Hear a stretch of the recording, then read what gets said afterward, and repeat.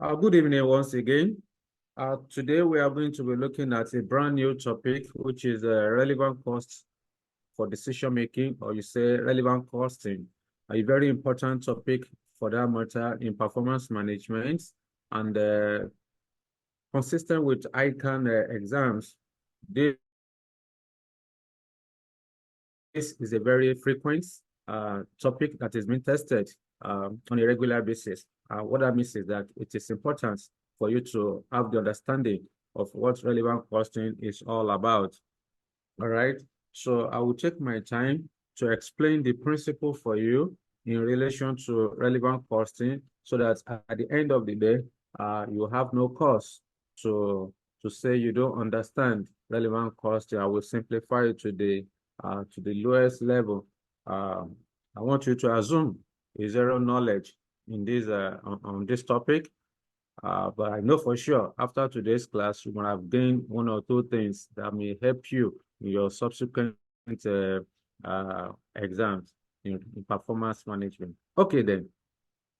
Now, you need to understand today, you are going to learn about the meaning of relevant costing. Not only that, you will learn about the attributes, the quality, the criteria, the determinants of relevant costing. There are also some terminologies you need to get familiar with on relevant costing, but I will allow you to read them through in this material. We won't talk about that because of a limiting factor that we have, which is time. However, I will take my time to explain to you the shortcut for determining relevant cost for material, as well as the relevant cost for labor. Then thereafter, we proceed to illustrations, all right? There are several illustrations embedded in this material, practical ones, in fact, latest exam questions that will help you to build your confidence in any time in the future when you may have a question on relevant costing. So I need you to bring out your written material and put down a short note on what I'm about to communicate to you in summary form. At times, what you write with your own hands tends to stick to the memory than what you are reading without noting it down. So that's what I will encourage you to put down a short note on what I'm about to communicate to you. So let's dive in straight into today's class. What is relevant costing?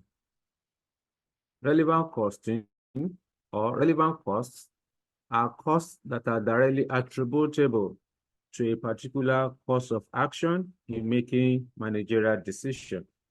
I will repeat, relevant costing or relevant costs are costs that are directly attributable to a particular course of action in making managerial decision. Any costs that are wholly, reasonably, exclusively, and necessarily incurred as a result of decision-taking represents relevant costs. Any cost that we incur purposely as a result of a particular course of action are relevant costs. So what that means is that any cost that will not be incurred for the purpose of that course of action are irrelevant. Therefore, what are the attributes, factors, qualities, determinants, or fundamental principle of relevant costing?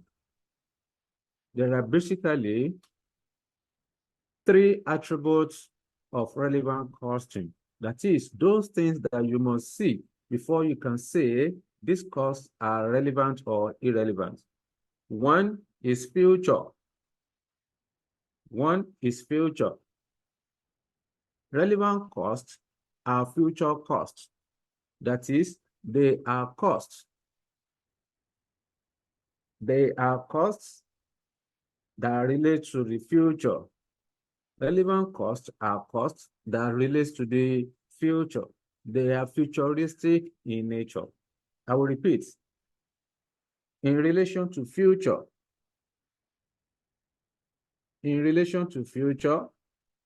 relevant costs are future costs. They are costs that are futuristic in nature. What this means is that any costs that have been incurred in the past are irrelevant, such as some costs, historical costs. Those are past costs. Any past cost does not have any future, does not have influence on the future decision taking. So in a question, when you are given a past cost or historical cost, please ignore. They are irrelevant because relevant costs must relate to the future. I believe that is clear. The second one is incremental. You can say incremental. What do you mean by incremental costs? Incremental costs are costs that change between alternatives as a result of decision taking. Relevant costs are costs that change between alternatives as a result of decision taking. They are the increase in cost item for the period under consideration. Say, for example, under incremental cost. We talk about, say, for example, you have 2022. We also have 2023. Say you have a fixed cost. The fixed cost incurred in 2022 was, for simplicity, 100 million naira. In 2023, fixed cost has increased to 120 million. If you are now asked that what is the cost, what's the fixed cost incurred in 2023? The only relevant cost related to fixed costs represent the change that has taken place in between the 2 years, which is 20 million. Therefore, relevant costs are incremental costs, and incremental costs are costs that change between alternatives as a result of decision taking. So that is that. Then the third one represents cash flow. This means that relevant costs must be cash item. Relevant costs must be cash item. They are future cash flows, unlike depreciation, amortization, or provision, or even interest, which are not cash flows. So when you see depreciation in a question, or amortization or provision, they are irrelevant, okay? Because relevant costs are future cash flows. They must be, your relevant cost must be cash flow. So I will repeat, because on the day of your exam, examiner will give to you depreciation or maybe amortization to test your understanding. Please, when you see non-cash item like depreciation, amortization, provision, please ignore. They are irrelevant because they are not cash flow. You only need cash flow in the determination of your relevant cost. Now, I mentioned to you earlier on, there are some terminologies you should get familiar with. There are some terminologies you should get familiar with.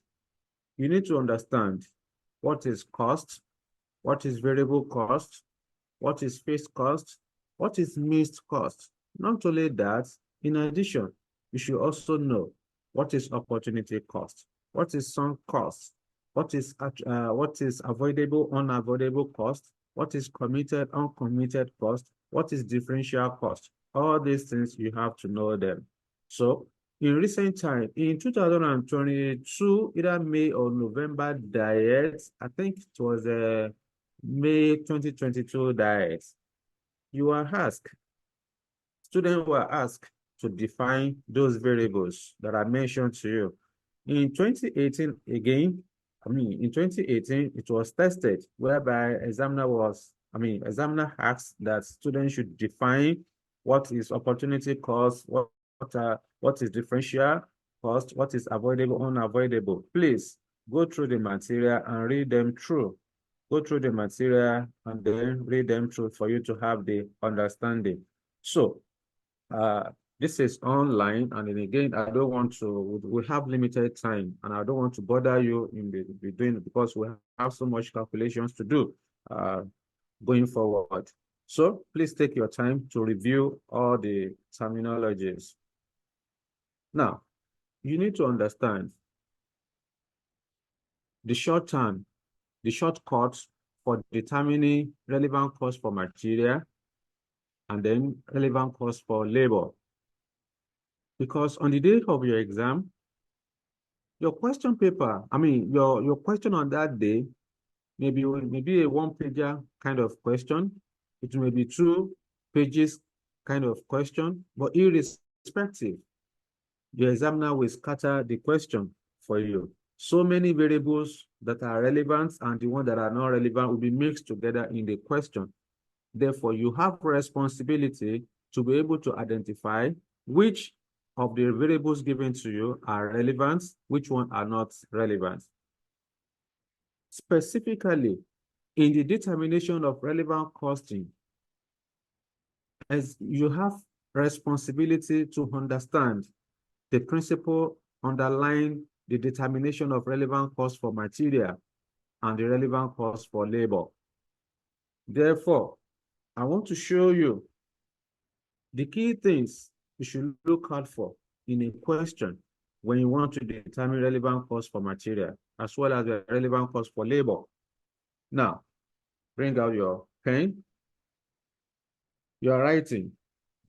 In the determination of relevant cost of material, in the determination of relevant cost of material, the following items should be examined critically. I repeat, in the determination of relevant cost for material, the following items should be critically examined. 1, current purchase price.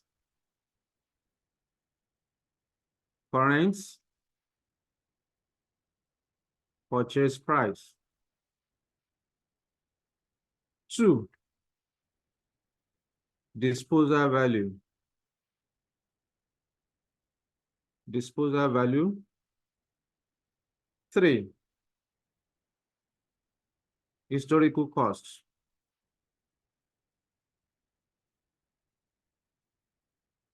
So let's take it one by one. What do you mean by current purchase price? You're writing. The current purchase price is also known as replacement cost. The current purchase price is also known as replacement cost. It represents the amount at which the item of inventory, that is material, can be purchased currently in the market. I repeat, current purchase price represents the amount at which the item of inventory, that is material, can be purchased currently in the market. In the determination of relevant cost for material, in the determination of relevant cost for material, current purchase price should be used if it can be ascertained that the material is in frequent use and will be replaced. I repeat, in the determination of relevant cost for material, current purchase price should be used if it can be ascertained that the material is in frequent use and will be replaced. So the reason why I'm saying this is that when you want to determine relevant cost for material, examiner will paint a scenario. In that scenario, you may be given current purchase price. You are going to be given historical cost, the original costs the item was purchased. Then you're also going to be given the resale value. So you must be able to know which one to pick, which one should select in the question, in the scenario. So that's why I'm now telling you what you should do. In relation to material, current purchase price is used if it can be ascertained that the material is in frequent use and will be replaced. All right. Once you see current purchase price in the scenario, you have to use it. You have to use it if you are told that the material will be replaced and is in frequent use. So that is under current purchase price. The second one is disposal value. Disposal value is also known as net realizable value or scrap value or resale value or trade-in value. It could be called any of those names. The disposal value represents the amount at which the material held in stock can be disposed or can be sold. I repeat, disposal value represents the amount at which the item of inventory or material held in stock can be disposed or sold. Now, there's something you need to know further in relation to disposal value.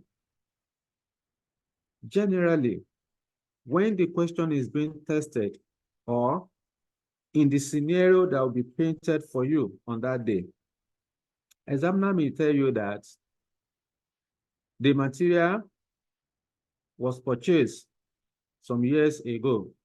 So much is the amount that it was bought. However, this material can be disposed at a cost of so much. If examiner has told you that the material held in stock will be disposed, examiner will usually tell you that it will be disposed at a cost. So you have responsibility to interpret it as a saving. It's not a cost. It's a saving. Remember the definition of disposal value. Disposal value is the amount at which the item of inventory or material held in stock can be sold. When you sell something, you get something in return. That's cash inflow. So it's a saving. But examiner will not call it a saving.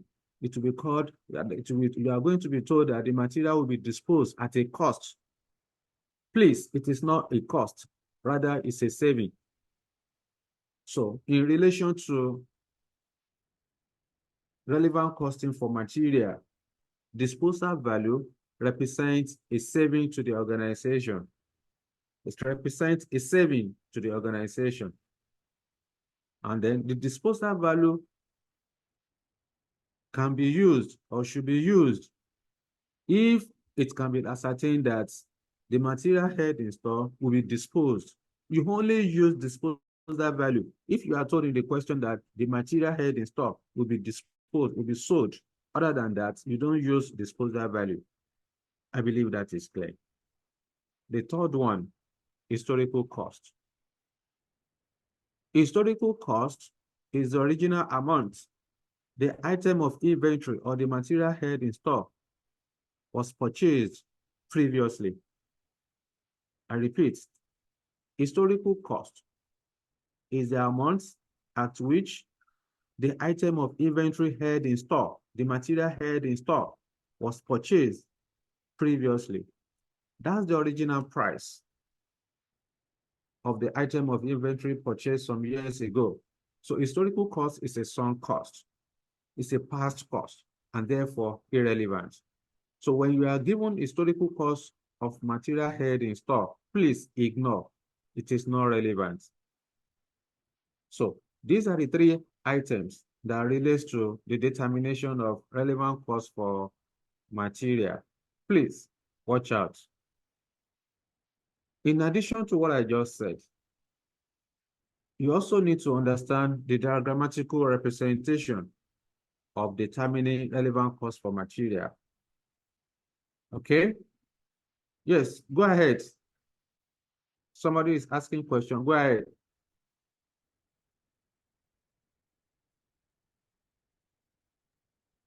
Yeah, clearly, sir. Okay, sir. Pardon? Wanted to ask what I want to ask, sir, you have said it already. So Oh, okay then. All right, you're welcome. So you need to in order to buttress what I just said, let's go through the diagram or the pictorial representation of determining relevant cost for material. Generally, let me use, I think I have it instead of drawing it again to save time. Now, when you talk about material, the material you have, two things can happen to that material. It's either you have the material in stock or the material is out of stock. If you have the material in stock and you are told that the material is in frequent use and will be replaced, then provided the material you have in stock will be replaced, the relevant cost is the current purchase price, okay, or replacement cost. I repeat, the material you have in stock, if you are told that is in frequent use and will be replaced, then the current purchase price, the relevant cost represent the current purchase price. Again, if you have the material in stock, but it will not be replaced, provided the material will not be replaced, then relevant cost will be the opportunity cost arising from the disposal of that material.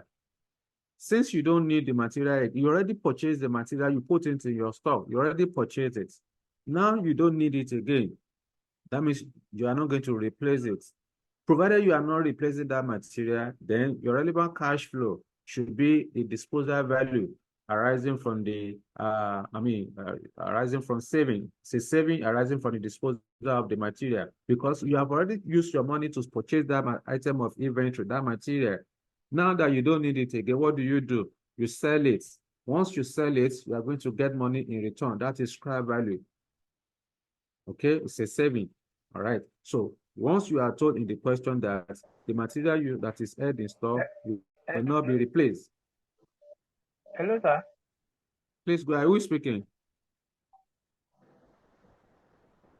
Who is speaking? Hello, sir.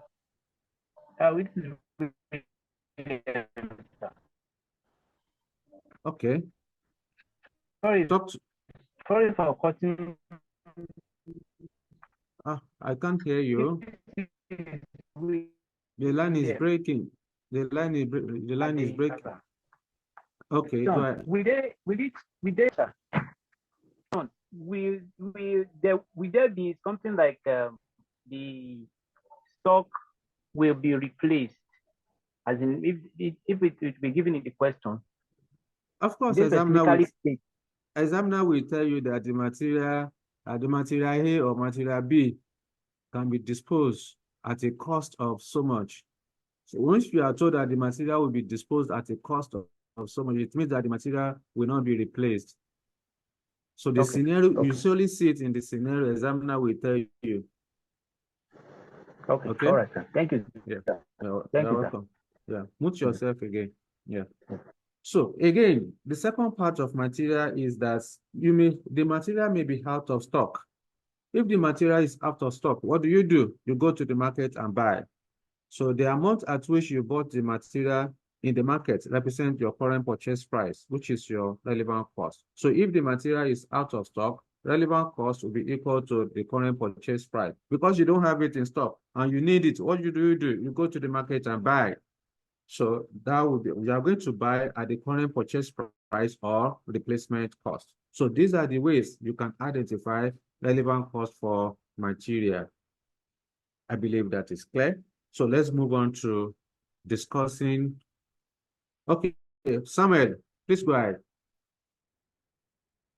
So my question is, now what if there are some parts of the material in store and we need some let's say for instance we need like, let's say we need like 300 material to complete the project and we have like 250 in store already, and we need to buy like 50 more, and the purchase price is different. Which one are we going to take? Is it the old price or the new price? Do you understand me? I understand. See, Yeah, okay, yeah. it was even tested. The same question you just asked was tested. Was it 2022? Yeah, I think the question that was started in 2022. The issue is that any item of material you have in stock, are you with me? Is irrelevant. Note that one clearly, that any items of material you have in your warehouse or in stock is irrelevant because they are past costs, they are historical costs. You only consider the cost that you just want to incur. That's why we say that relevant costs must relate to the future. It must be futuristic in nature. Any material you have in stock has already been acquired or purchased. Therefore, the one you have in the material in your warehouse or in your stock is irrelevant. Please ignore. It is only those that you want to buy newly that you are going to consider as a relevant cost. All right. So the one Yes, you thank you, have, sir.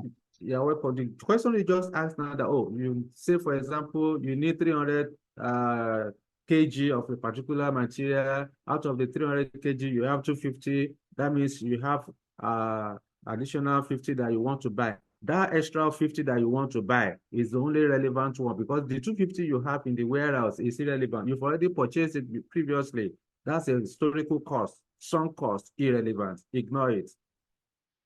So, but the way the examiner will frame it for you is that you are going to ignore whatever you have in stock. If you want to use it for that order or for that special order, it is the entire 300,000 you are going to buy afresh because it is implied that that material will be replaced because it's in frequent use. All right. So let's go back to determining relevant cost for labor. In the determination of relevant cost for labor, there are two key items that you must examine critically. You have to know them. I will repeat. In the determination of relevant costs for labor, the following item must be examined critically. One is spare capacity. Spare capacity. Then two, full capacity. Let's take it one by one. The reason why you have to know this is because of the fact that on the day of your exams, different information, different costs will be given to you. So you have a responsibility to be able to identify which of the elements given are relevant, which one are irrelevant. So in the determination of relevant costs for labor, you may be given spare capacity. Spare capacity is also known as idle time. It's also known as idle time.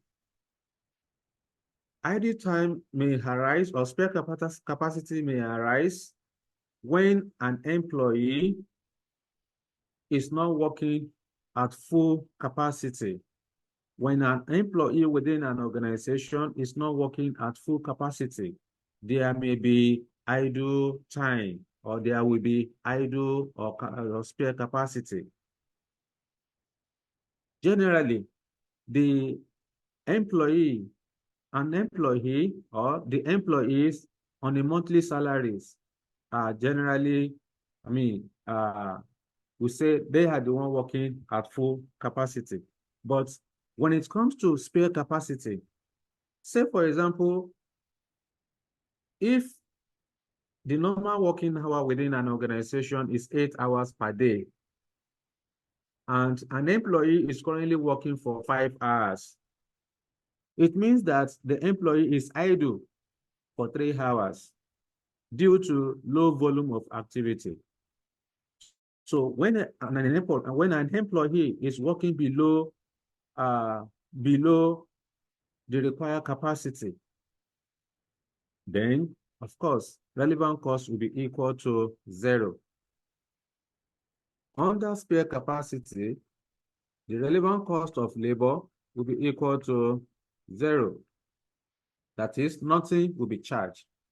Like I just explained to you, if the normal operating hours within an organization is 8 hours per day, and an employee is currently working for 5 hours out of 8 hours, it means that the remaining 3 hours is the idle time. The employee is not doing anything. So if the organization has a special order to be executed for 2 hours, it is out of the spare time of these 3 hours that the 2 hours will be used to execute the order or to deliver the contracts.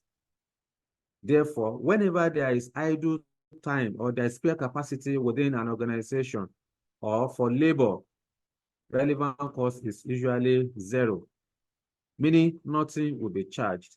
I repeat, when there is spare capacity, relevant cost is equal to 0. So let's move to full capacity. Like I mentioned briefly the other time, generally, the employee that are working on a monthly salary, they are the one that are working at full capacity. And then employee salary are fixed cost because it's on a monthly basis. Therefore, and then fixed cost is irrelevant cost, except it is incremental. Provided your fixed cost will not increase, will not change, then your salary is not relevant, because irrespective of whether you execute the order or you execute the contracts, you are going to pay salary, you are going to pay staff salary.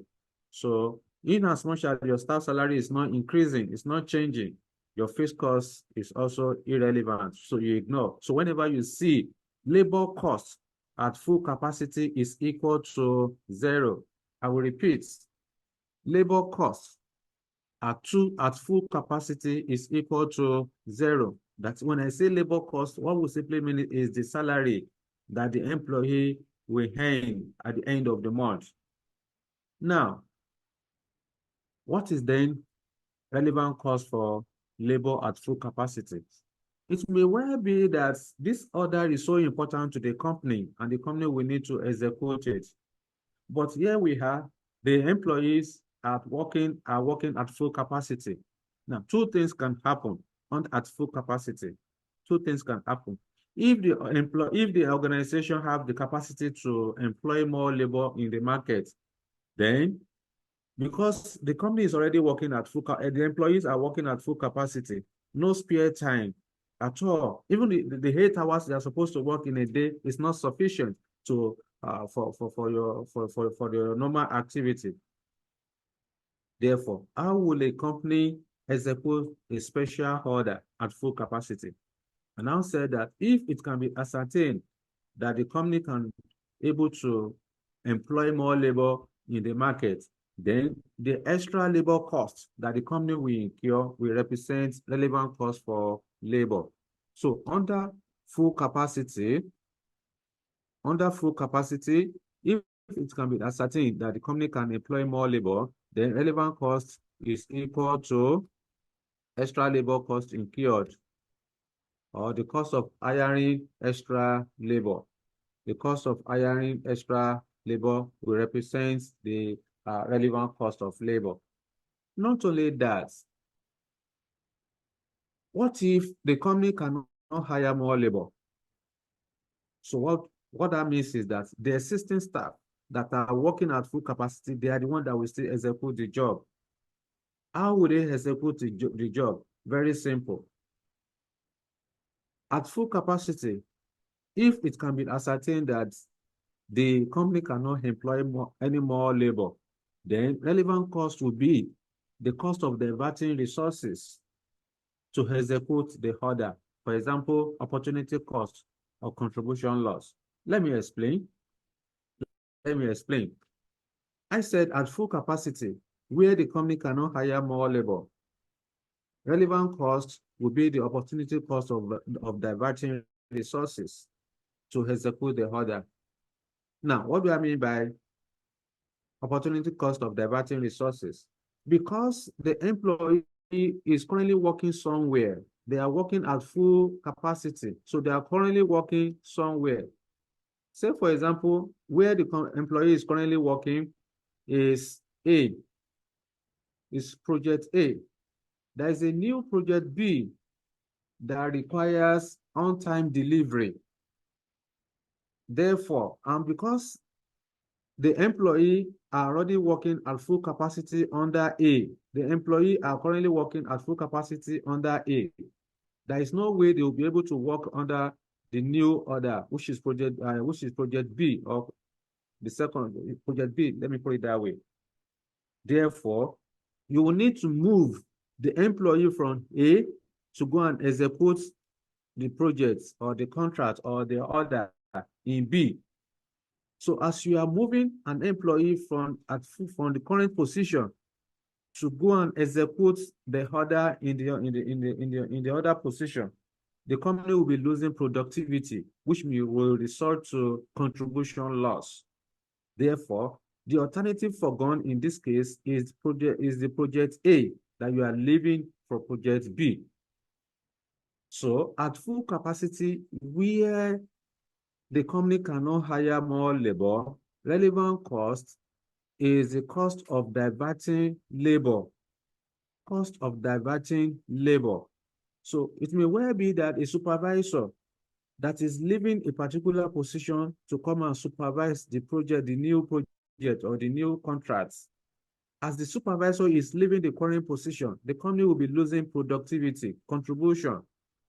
So as a result, that contribution loss will represent the relevant cost of the new project or contracts. So these are the ways you can determine relevant cost for labor. Let's use the diagram to buttress our points. There's also a diagram I put forward for you to determine relevant cost for labor. Under relevant cost for labor, two things can happen. You can have an organization can have spare capacity or full capacity. I said that as spare capacity, when an employee is working below the required hours, the required normal is working below normal operation, then there may be idle time and relevant cost. Under idle time, under spare capacity, relevant cost of labor is equal to 0. Nothing will be charged. However, at full capacity, I said that the employees on the monthly salaries represents the workers at full capacity. And because their salary is fixed, because on a monthly basis is the same salary that you earn until the following year when there's an appraiser, then the salary can be increased again, then it will continue for the next 1 year. So at full capacity, relevant cost, the salary paid to labor is irrelevant, because whether you execute the special order or not, you must pay salary, you must pay staff salaries. However, at full capacity, if it can be ascertained that the company can hire more labor in the market, then relevant cost is the extra cost of hiring labor. Relevant cost is the extra cost of hiring labor. But if the company cannot hire more labor, relevant cost will represent the opportunity cost of diverting resources, which may result to contribution loss. So these are the things you need to get familiar with when you want to determine relevant cost for relevant costing, okay? When you want to determine relevant costing. So these are the relevant principles we have discussed. Please take your time to digest them. At this point, we need to go for illustrations. Let me hear from you.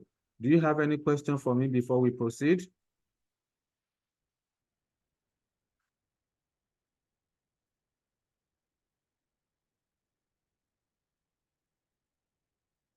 Okay, so in the absence of no question, let's have illustration. We should be able to solve at least 2 illustrations today. Let's start small. Open to the material. Let me see.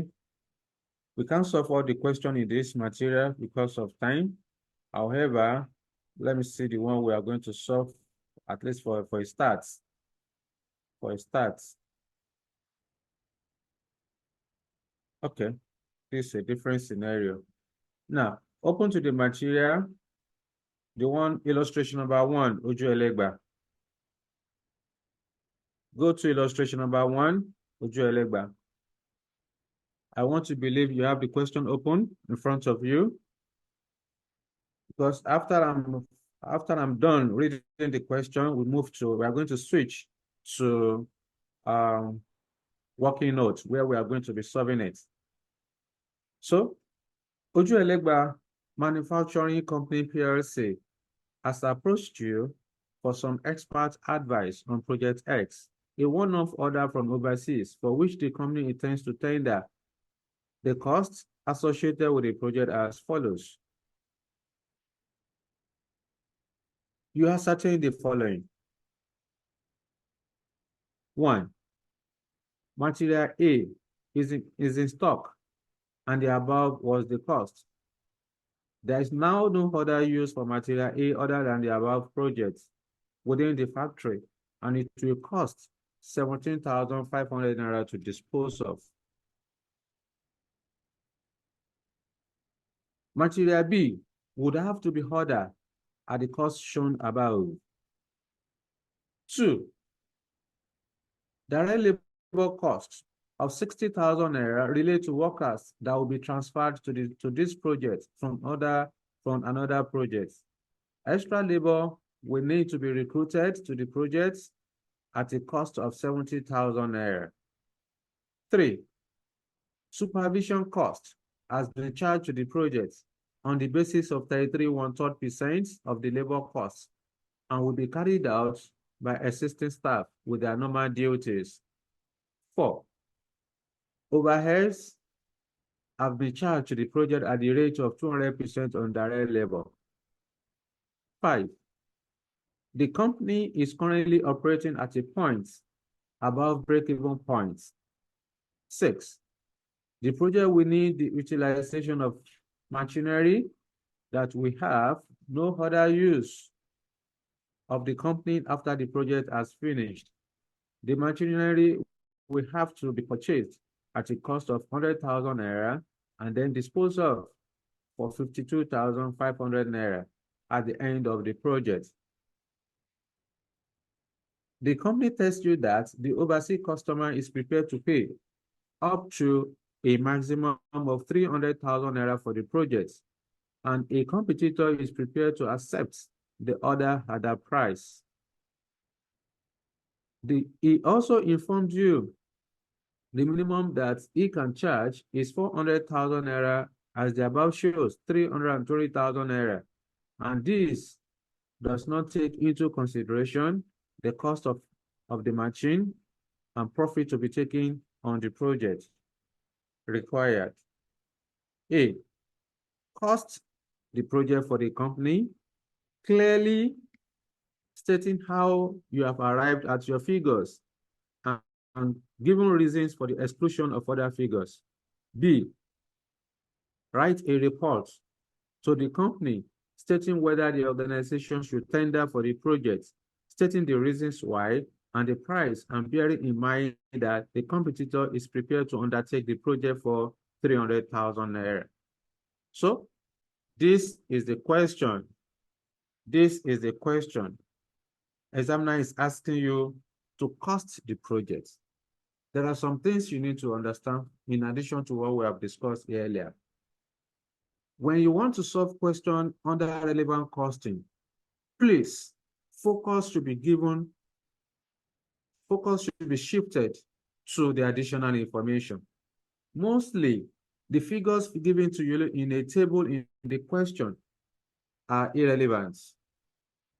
Mostly, the figures that will be given to you in a table are irrelevant. Questions under relevant costing are solved from additional information. You only use the number you have in the table given to you if there's no other figure other than that. That is only when you use the number in the table. Other than that, you are going to solve the question through the additional information. Not only that, whenever you are given question under relevant costing and you are asked to determine minimum price to charge or minimum price to quote, or you are asked to determine relevant costs for the special order or for the contracts, please, you have to state your assumption. Examiner, you may be lucky that the examiner will ask you to state your assumption, that is how you arrive at your number. But it is your responsibility for you to be able to earn your full mark. You have to state your assumptions. You have to tell the examiner how you arrive at your numbers. Because if you don't do that, there is no how you'll be able to earn your full mark. In most cases, the marking scheme is that the calculation that you are going to do, the mark awarded to the calculation you are going to do is usually lower than the assumptions you are going to state. The assumption carries more mark than the calculation. So please, at all time, whenever you are solving question under relevant costing, ensure that you state your assumption for you to be able, you must let the examiner know your position, how you arrive at your number. It is implied in a question. All right, so that's that. So let's move on to solving this question that I just read. So I will now switch to working notes where we have space.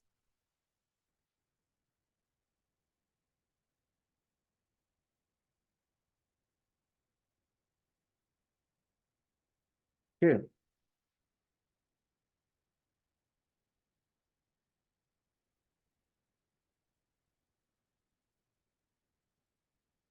So I believe you can see my working notes.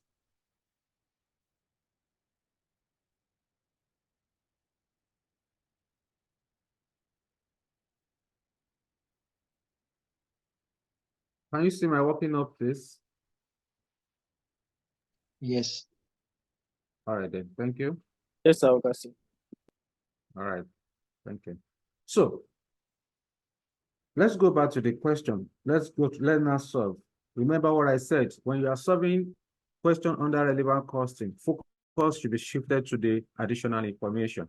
So examiner is asking us from the requirements that we should cost the project for the company, clearly stating how you have arrived at your numbers and given reasons for the exclusion of other number. That is, you should state your assumption. So number A, we want to determine relevant cost. The name of this company is Ojo Elegba.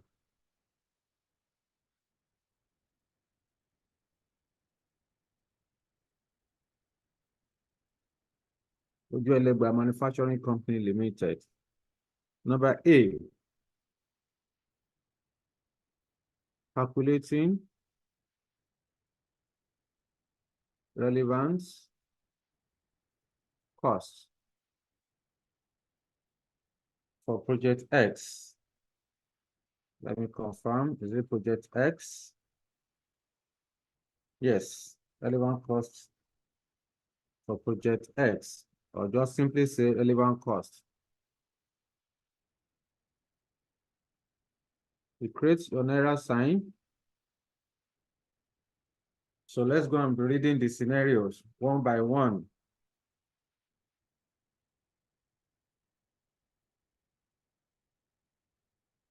Additional information about one.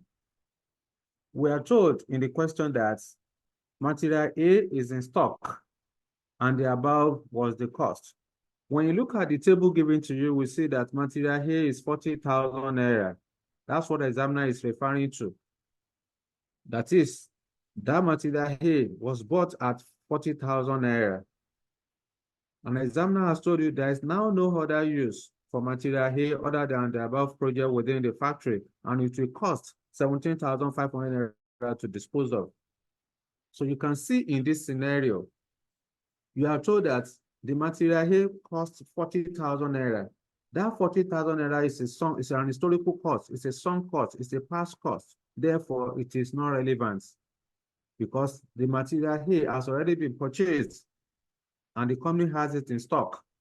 You are now told that there is now no other use for the material A other than the above project within the factory, and it will cost 17,500 naira to dispose of. It means that material A will be disposed at a cost of 17,500 naira. So, based on the principle of relevant costing, whenever you are told that material will be disposed at a cost, it is not a cost, rather it's a saving. So the 17,500 naira is a saving arising from the disposal. So I will then go and put it down. I will say material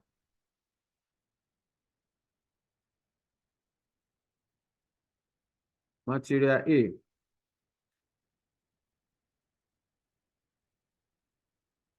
Disposal value 17,500. Because it's a saving, you have to put it in brackets. Because what you are trying to determine, you want to determine cost. So when you have a saving is a cash inflow. So, and that's why you have to put it in brackets to reduce your total cost. Let's move on to the next one. Material B would have to be ordered at the cost shown above, which this means that material B is not in stock. So they have to buy it. That's what the examiner said would have to be ordered at the cost shown above. And the amount for material B is 80,000. So let's go and indicate that. Material B, 80,000. Because don't forget, relevant cost must relate to the future. It must be cost item that has not been incurred. Next item. Let's move to the next one. Number 2, direct labor cost of 60,000 naira relate to workers that will be transferred to this project from another project. Extra labor costs will need to be recruited. Extra labor will need to be recruited to the other project at a cost of 70,000 naira. See, this is what the examiner is telling you. Direct labor cost of 60,000 naira relate to workers that will be transferred to this project, which means that there are some staff that are currently working on a particular project and they earn 60,000 naira. So examiner is now telling you that this category of staff, they are going to transfer them to come and execute this project X. In order to fill in the gap where there's the employee are currently working, there will be vacuum, there will be space. So there will be need for the company to recruit another staff that will fill in the gap. Therefore, the extra labor cost that the company will incur for employing or for recruiting additional staff of 70,000 naira is the only relevant cost. The 60,000 naira that relates to the workers that are working somewhere is irrelevant because whether the company execute project X or not, that 60,000 naira will be incurred. So the 60,000 naira is irrelevant, you ignore. The only relevant cost is the extra labor cost of 60,000 naira that will be incurred. So let's go and put it down. Labor, 70,000 naira. That's the cost of recruiting extra labor. Next line. So as you are picking the number one by one, you have to be stating your assumptions. All right. So number 3, supervision cost has been charged to the project on the basis of 33.1% of the labor cost and will be carried out by assisting staff with their normal duties. See, when you talk about supervision costs, examiner has already told you that it will be carried out by assisting staff with their normal duty. It means that the supervision cost of 20,000 naira that you have in the table is irrelevant. Therefore, you ignore it. It's not relevant because the job will be carried out by assisting staff with their normal duty. Number 4, overheads have been charged to the project at the rate of 200% of on direct labor. Overheads have been charged to the project at the rate of 200% of direct labor. When you look at the table given to you in the question, you will see that overhead is 120,000 naira. That 120,000 naira is 200% of the labor cost of 60,000. So that's what the examiner is explaining to you in that note 4, that overhead have been charged to the project at the rate of 200% on direct labor. So this overhead cost of 200,000 naira is irrelevant. It's irrelevant. When you talk about overheads, there are 2 types of overheads. There's variable overheads. We also have fixed overheads. Only the variable overhead is relevant. The fixed overhead is irrelevant. But if you are told that the fixed overhead will increase as a result of that course of action, then the increment or the additional fixed overhead that will be incurred is relevant. However, in this question, in this note number 4, examiner just give us overheads. It means that that overhead is a general overhead, so it's irrelevant. You ignore. I repeat, but if in the question you are given a variable overhead separately, that variable overhead should be taken, should be considered. We move to note 5. The company is currently operating at the point above break-even points. This has nothing to do with our calculation. This is just an information purpose. When the company is operating above break-even points, it means that the company is profitable, because break-even point is the point where total revenue will equate total cost. That is the point where no gain, no loss will be achieved. Okay? So if a company is operating at a point above break-even point, it means the company is profitable. So what this means is that for the company to undertake this project X, they must be able to earn additional profits. Number 6, the project will need the utilization of machinery that will have no other use of the company after the project has finished. The machinery will have to be purchased at a cost of 100,000 naira and then disposed of for 52,500 at the end of the project. So, if that is the case, the 100,000 naira is relevant. The 52,500 is also relevant to this in this situation. However, there are 2 different things. There are the elements I just mentioned that they are made for two different things. The purchase cost of 100,000 naira is a cost. The disposal value is a saving. Therefore, what is the effective cost of this machine? The effective cost will be the difference between 100,000 naira and the disposal value of 52,500. So let's go and account for that. Machine utilization, or simply say machinery. We have the purchase price.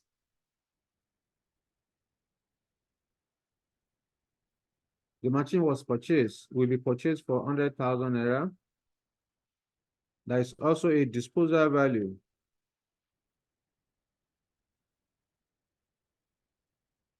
After the project has been completed of 52,500 naira. So the difference of 47,500 represents the relevant costs for the machinery.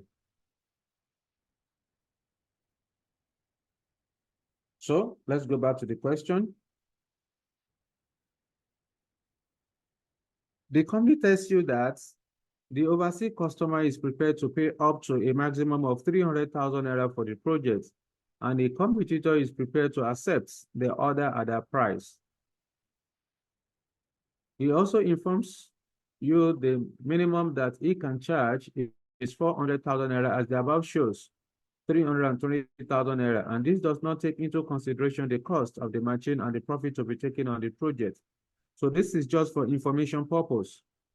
What this paragraph is trying to tell us is that there is a competitor somewhere that is willing to accept the contract price at 300,000 naira, because that's the amount the overseas customer is willing to pay, and there's a competitor that is willing and ready to accept that price. However, the company is of the opinion that the minimum that they can charge is 400,000 naira, because based on their own estimates, they are going to incur 320,000 naira on the project. And this 320,000 naira excluded the cost of 100,000 naira they are going to incur to purchase the machinery. Not only that, their expectation is that if at all they are going to take up this project, they should be able to earn a profit. And this 400,000 does not even include their own profit as well. So as a result, they are reluctant on whether they should accept the contract or not. So this is where you have responsibility as a management accountant. You are there as a management accountant to help management to make informed managerial decisions. You are there to suggest, to recommend, as well as to provide expert advice to the management to aid managerial decision. And that is why the company has approached you as an expert to provide expert advice on this project X, a one-off order from the overseas company. So let's total what we have calculated so far. What's the total? Give me a figure. What do you have at the total relevant cost?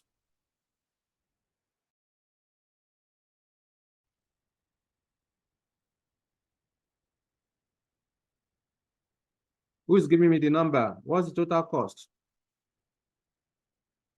Remember what I told you earlier today? Bring out your calculator and provide the number. As soon as you provide the number, you mute yourself.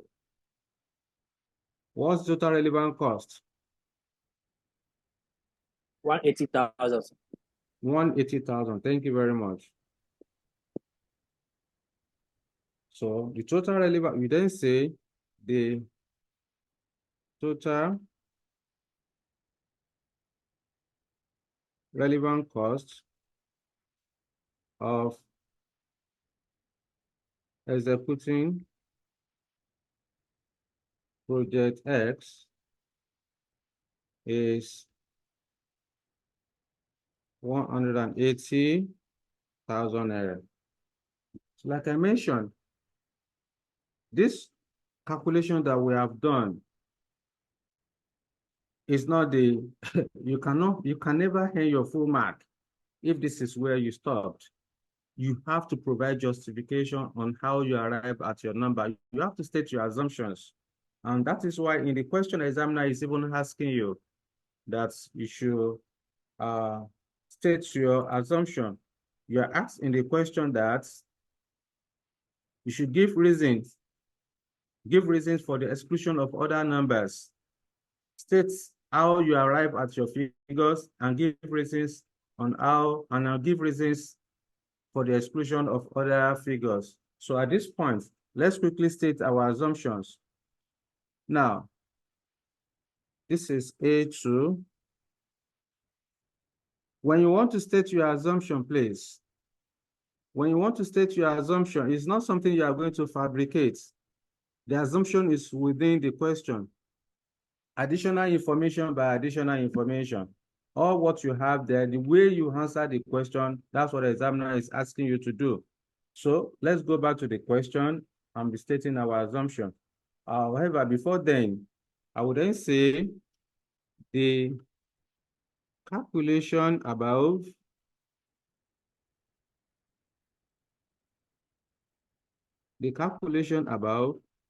is based on the following assumptions.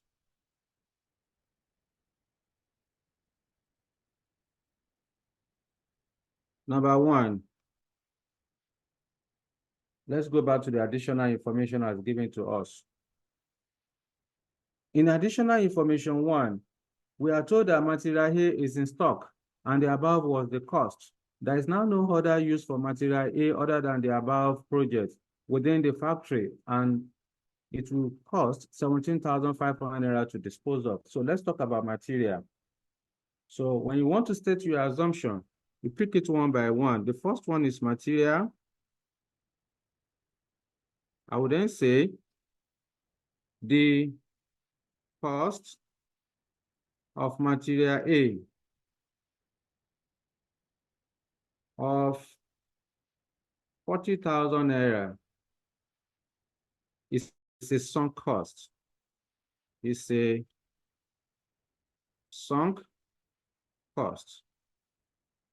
And therefore irrelevant.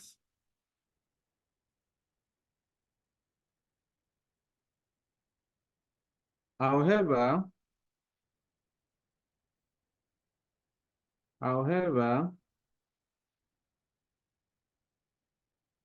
the only relevant cash flow associated with material A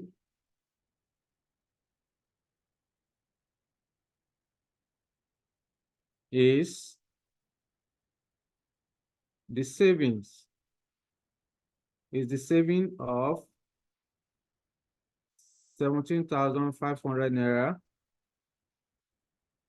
arising from the disposal. So I'm done with material A. We are still under that paragraph. We are still under material.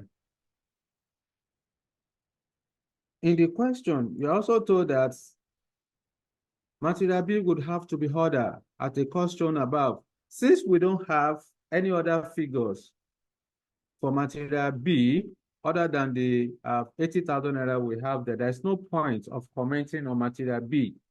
So no point to comment on material B. So you just move on. If you comment on material B, no offense, no penalty. So you are good to go. But again, since that is the only figure you have there and that is what you have chosen, no need for you to comment on it. Number two, direct labor cost. You are told that the direct labor cost of 60,000 naira relate to the workers that will be transferred to this project from another project.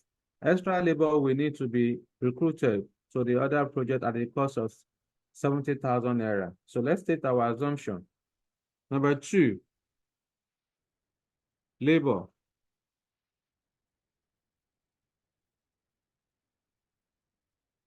The labor cost of 60,000 naira. The labor cost of 60,000 naira of workers that will be transferred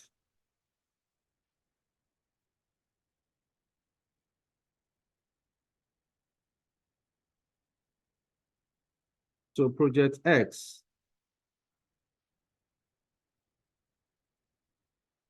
is irrelevant because the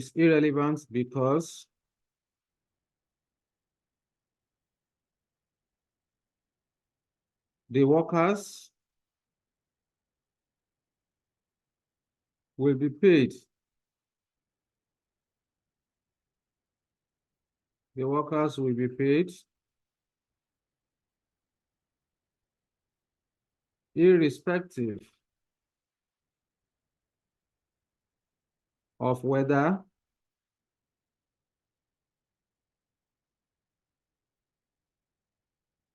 project X is executed or not. Therefore, of course, it is not relevant. However,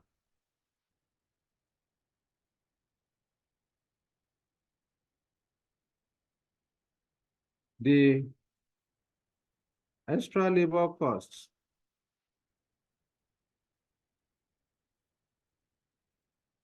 of 70,000 naira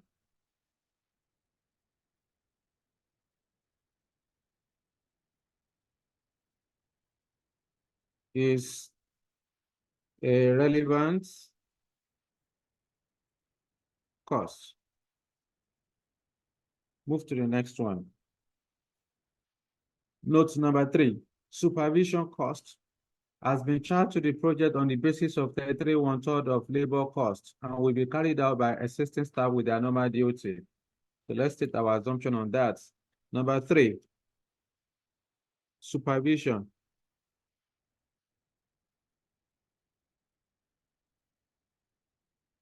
The supervision cost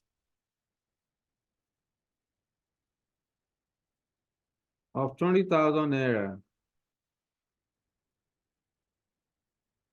is not relevant. Since the job will be carried out by assisting staff. So we're done with that. Move to the next one, please. Number 4, overhead have been charged to the project at the rate of 200 base at the rate of 200% on direct labor. So let's state our assumption on that. What did we do? Number 4,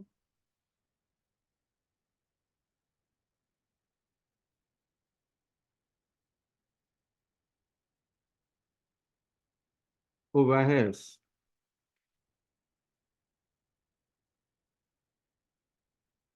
The overheads of 120,000 naira Why not? is, It's a call now for him. who is that person? The overhead of 120,000, please mute yourself. The overhead of 120,000 naira is considered as general overhead.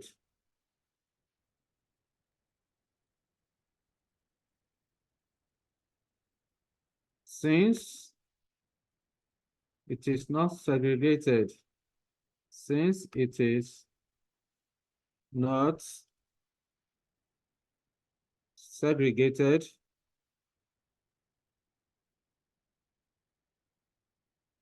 between variable and fixed overhead.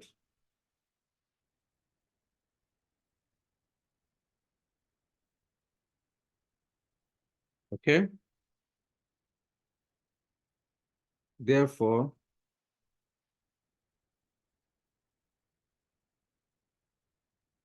the overheads is irrelevant. Okay? Next item. Number 5. The company is currently operating at a point above break-even point. That has nothing to do with our calculation. The final item we need to comment on is number 6, machine utilization.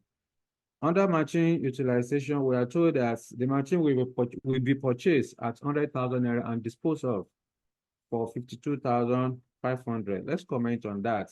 And that will be the last assumption we are going to state. Machinery.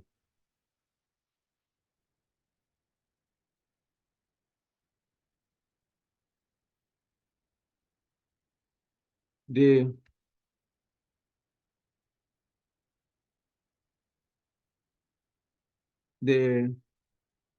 relevant costs associated with the machine utilization on project X is the net amount of 47,500 naira, representing the difference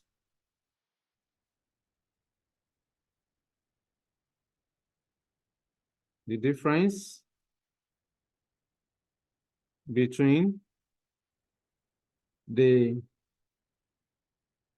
purchase price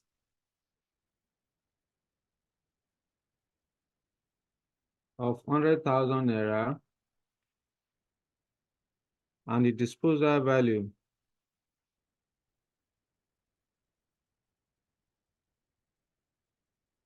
of 52,500. That's it. We have stated our assumptions. We have just stated our assumptions. At this point, we need to quickly move to the B part of the question.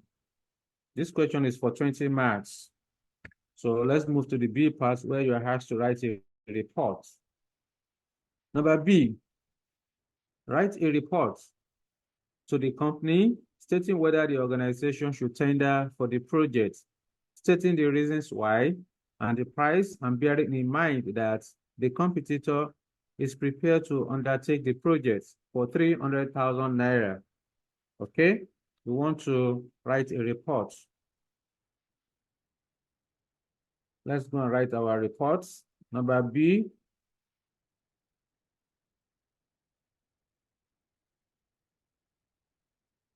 Now, to write a report, let's pause a little bit to have some understanding on report writing. In this question, we were told from the first paragraph that Ojuelegba Manufacturing Company PLC has approached you for some expert advice on Project X, a one-off order from overseas for which the company intends to tender. The company has approached you. Who are you? You are an expert. What kind of experts? Are you an expert within the organization, or you are an external consultant to this organization, to Ojuelegba Manufacturing Company PLC? So you must first of all establish whom you are writing the letter to and who is writing the letter. You, the expert in this case, is the management accountant, because you are the one endowed with requisite experience and exposure to give relevant advice to the acceptability of this special order or contracts. Now, it depends on the way you view it. If you think you are an employee of this organization, it means that you are supposed to write internal memorandum to present your report. If you're an external consultant to Ojuelegba Manufacturing Company PLC, you are going to write a letter to the organization to present your report. However, based on this first paragraph on this question, it is assumed that this expert is an employee of Ojuelegba Manufacturing Company PLC. So what that means is that you are the management accountant employed by Ojuelegba Manufacturing Company Limited. That will be our assumption. But if it is clear it is very clear in the question that you are an external consultant, you are going to write a letter to present your report. So without wasting more time, let's go ahead and write our report. Now, when you are writing a report, please, when you are writing your memo report,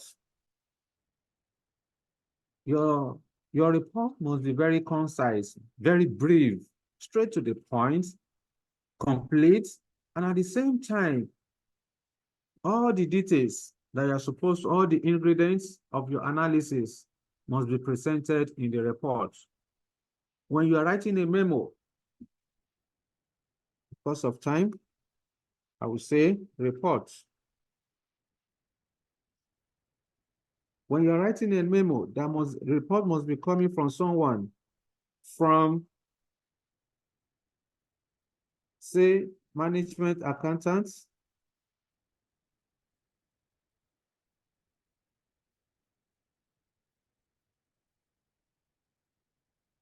to whom are you writing the report? To the management. You can also say to, then the next one should from, however you want to put it. However you put it, it's the same thing. It doesn't, no penalty.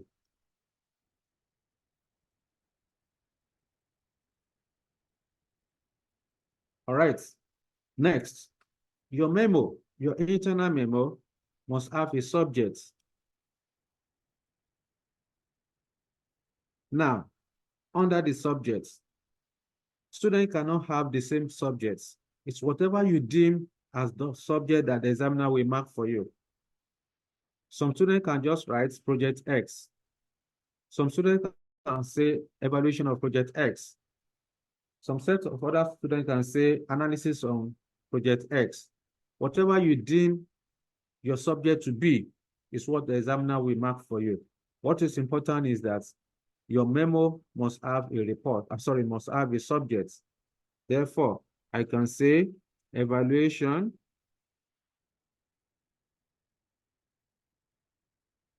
of project X. Some students can also say advice on project X.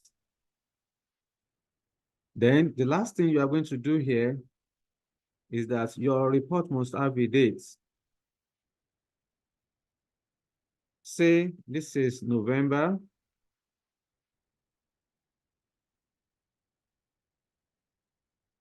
28th, 2023. Sorry, yes, 2023. You can put any date there. What is important is that your memo must have a date. You can then say further to say re-evaluation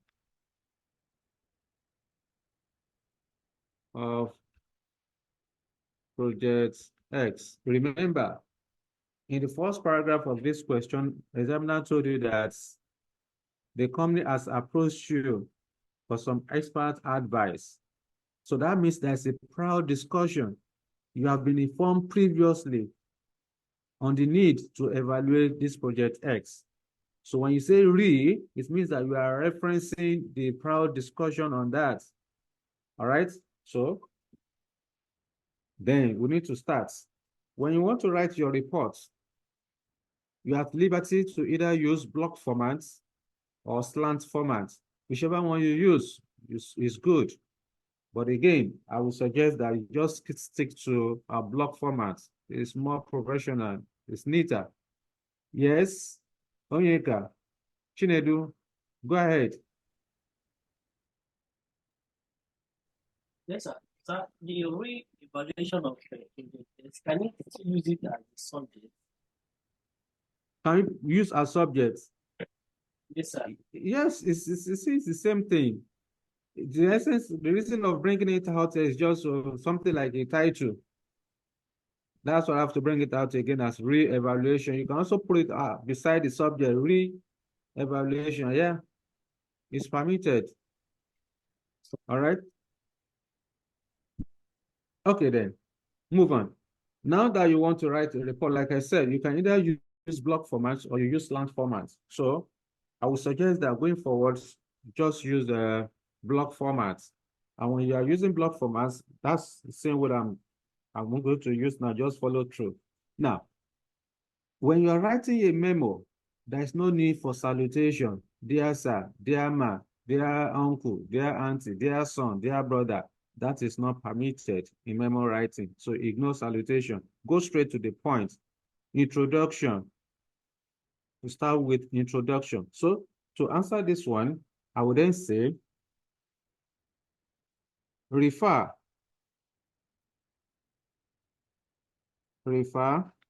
to our last discussion on Project X. Refer to our last discussion on Project X.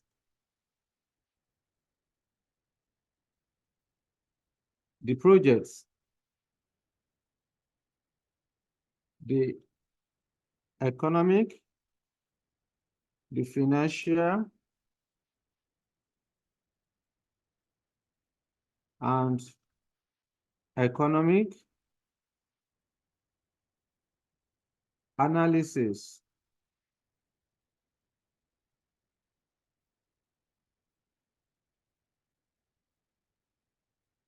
the financial and economic analysis have been carried out using relevant costs for decision making.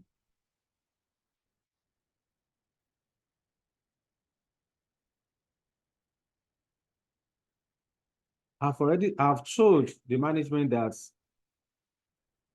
the job that you gave to me to go and analyze Project X, we have done it using relevant costs for decision making. The management I'm writing to, they don't know anything about relevant costs for decision making. Therefore, I have responsibility as an expert to explain what relevant costing is all about. So that will take us to the second paragraph. That's introduction. I would then say, for this purpose,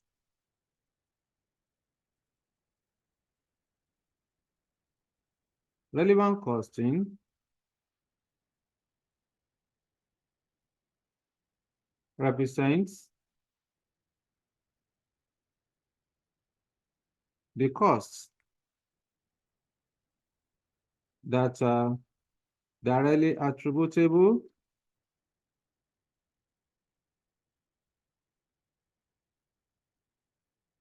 to a particular course of action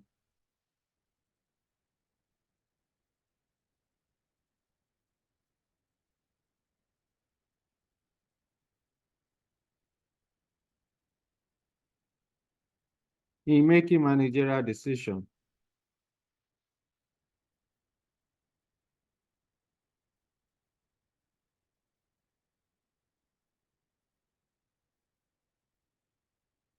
Okay, in making managerial decision. In the analysis shown above, the total relevant costs to be incurred on Project X Hello. is 180,000 naira. Therefore,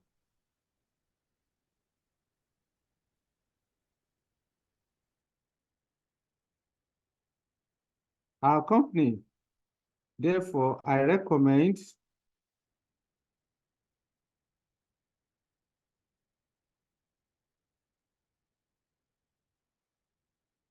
that our company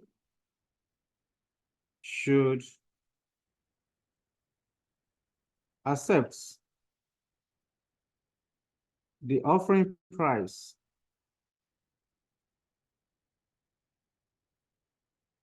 of 300,000 naira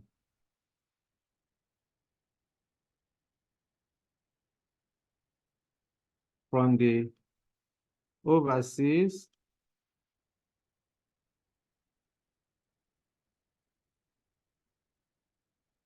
customer in order to earn additional profits or contribution, additional profits of 120,000 naira, that is 300,000 minus the relevant cost of 180,000.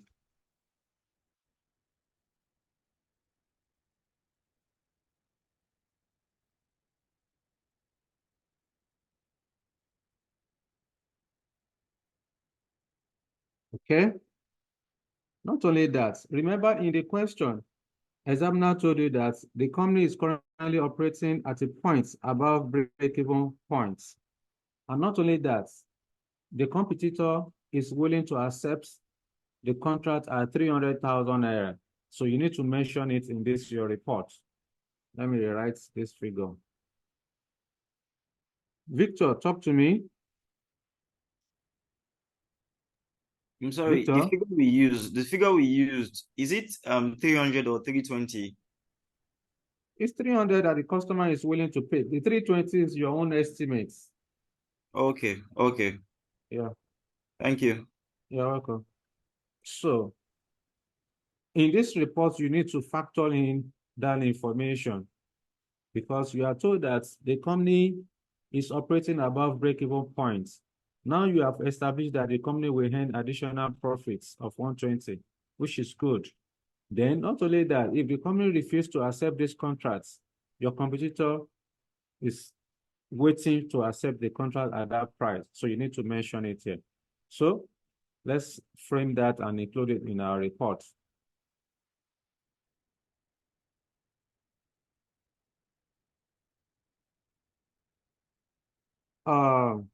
We have said already that we recommend that our company should accept the offering price of 300,000 from the overseas customer in order to earn additional profit. Okay.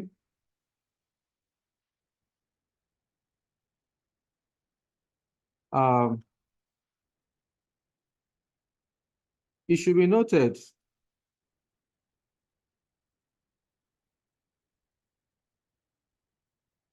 be noted that our competitor is willing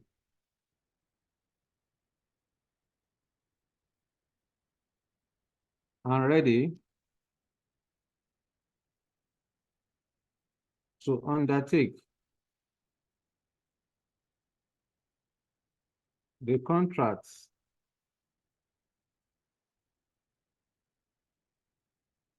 at the offering price.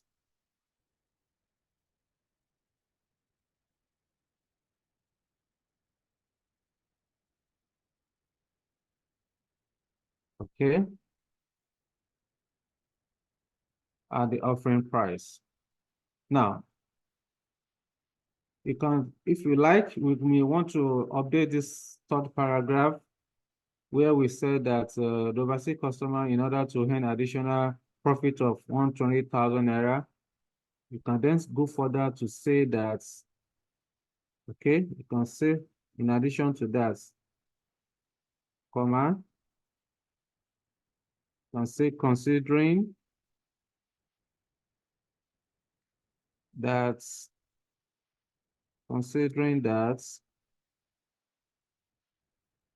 we are currently operating at a point above, I will write this one, at a point above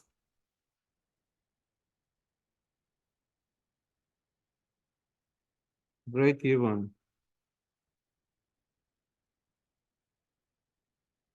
Okay, above break-even point. So we have supported that. That's why if you accept this project, we are going to hand additional profit of 120,000 naira. And since we currently operate above break-even point, it means that this project is profitable. Okay, so finally, let me write this one.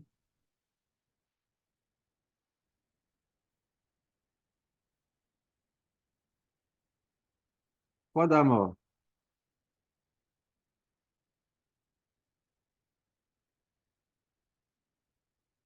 it should be noted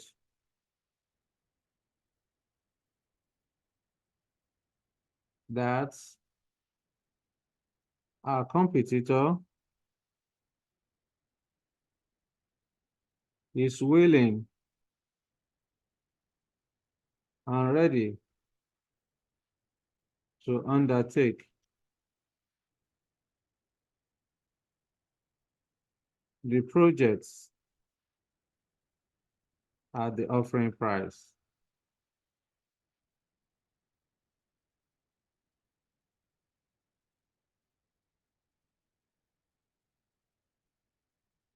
Okay, that's it.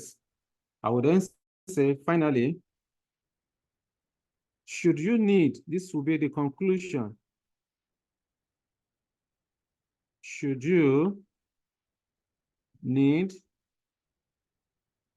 further clarification,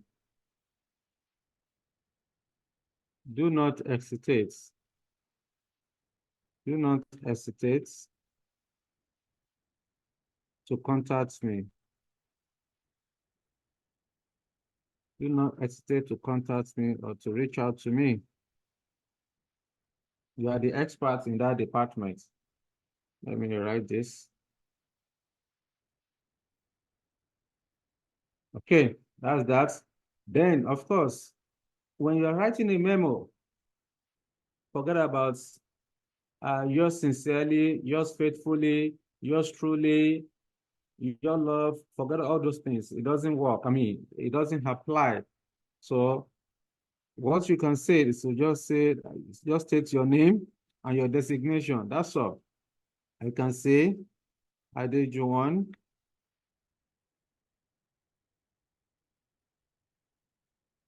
Dawood. Now state all your designation, FCA, ACA, BRT, PDP, APC, LP, just whatever your designation, just put it there. All right? Because you are an expert. You are an expert. You have to state you have to put in your designation. And also, there's no need for you to just put signature. Once you put your name, your designation, if you like, you can also include management accountant to say management accountants, even though you have written it on top. Okay? Like I said, you can say FCA, ACA, MBA, PhD, BRT, whatever your title, put it there. Or your designation, put it there. Now, the issue now is that in practice, there may be need for you to sign your memo. There may be need for you to sign your memo, depending on the size of the organization and then who you are writing the memo to. For example, if you are working for a multinational organization, and then your head office or the headquarters is not in Nigeria. Say the headquarters is in South Africa or UK or America, and you want to write a report to the upper management. So it is required that, of course, the preparer of the report, the reviewer of the report, all the people that are contributed to the report, they must sign with their names, so that whoever you are sending it, the manager, the top management you are sending the report to, will realize that, we know that, oh, this report has been reviewed by all the relevant stakeholders in Nigeria. Say, for example, in Nigeria. So in practice, you may sign a report. You may sign a memo report, but in theory, you may be told, oh, there's no need for signature. If you put your signature, it's not that maybe you are going to be penalized, but the key thing is that in practice, you have to sign your report to give weight to that report, that this is coming from authority, all right? Because anybody can just type, anybody can type. If anybody can type with your name, write anything, type your name there, but your signature is your authority. It carries more weight. So in practice, you have to sign your memo report. So this is end of this. This is end of the question. So this is end of the illustration number 1. We still have about 45 minutes more. So we should be able to solve additional illustration so that in our next class, we are going to complete or we conclude relevant costing with further illustrations. So let me hear from you so far. Any question for me?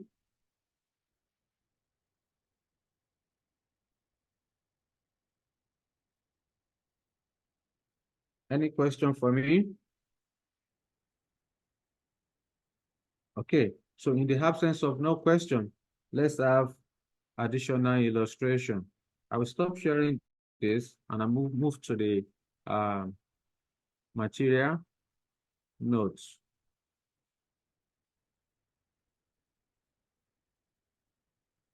Let me see again. Grace, I did not mention your name when we started. Maybe you joined later on. Imam, Elizabeth has joined. Olajire Ololade has joined. Gabriel joined. Benibo also joined. Funke joined. Ngoze Nwajike also joined. Ari, I can see you. Anthony, you are there. Esther, I hear about you are also around. Pascal, I see you. Yeah, I think those are the ones that I missed. I mean, before we started earlier. Okay, then. Thank you guys for joining. So let me share the material again so that we can have additional illustrations before we call it a day.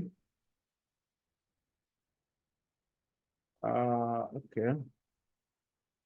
So let's have one more illustration.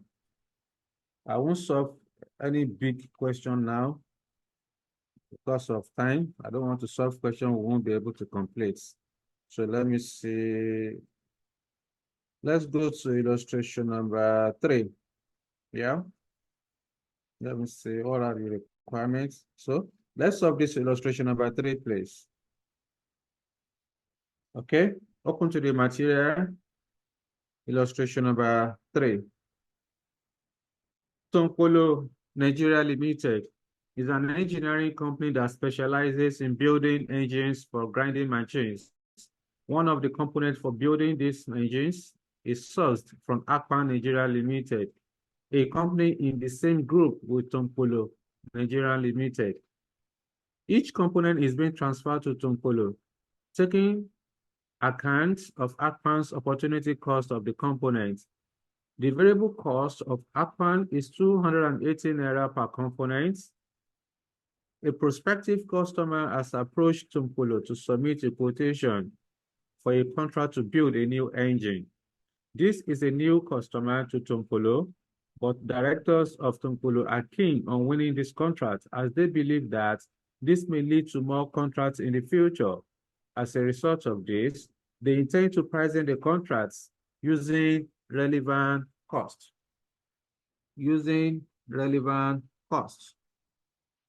The following cost data is given in respect of the contracts. 1. The production director of Tonkolo is on an annual salary equivalent to 15,000 Naira per hour day. 2. The materials needed for the contract are 110 square meters of material A. This material is normally being used by Tonkolo, and it has 200 square meters in stock. These were bought at a cost of 120 Naira per square meter. They have resale value of 105 naira per square meter, and replacement cost is 125 naira per square meter. 30 liters of material B. This material has to be purchased specially for this contract, and the minimum order quantity from the supplier is 40 liters at a cost of 19 naira per liter. Tonkolo has no use for this material after the contract is executed. 60 components will be purchased from Akpan at a purchase price of 500 naira per component. 3. A total of 240 direct labor hours will be required. The current wage rates for the grade of labor that will work on the contract is 110 naira per hour. Tonkolo currently has 45 direct labor hours of spare capacity for this grade and are being paid under collective wages agreement. The additional hours required will be sourced by either overtime at a cost of 140 naira per hour or employment of temporary staff at a cost of 120 naira per hour. But these temporary staff, because they are not experienced, will require 10-hour supervision by assistant supervisor, who would be paid overtime at a rate of 180 naira per hour for this contract. 4. 25 matching hours will be required. The machine to be used is already leased at the weekly lease rental of 6,000 naira. It has 40 hours per week capacity. The machine has sufficient available capacity to complete the contracts. The variable cost of running the machine is 70 naira per hour. The company fixed overhead absorption rate is 200 per direct labor hour. You are required to A, calculate the relevant cost of building the new engine and explain why you have included or excluded any costs in your calculation, 15 marks. B, discuss the factors that will be considered by Akpan to determine the opportunity cost of the component, 5 marks, total 20 marks. So this is the question. Without wasting more time, we have about 39 minutes more. So let's quickly solve the question and see where we are going to complete it today. I will stop sharing this so that I can switch to the working notes.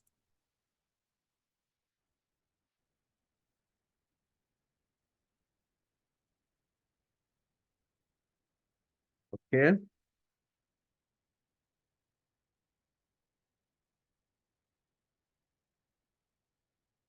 Now, the name of the company is Tonkolo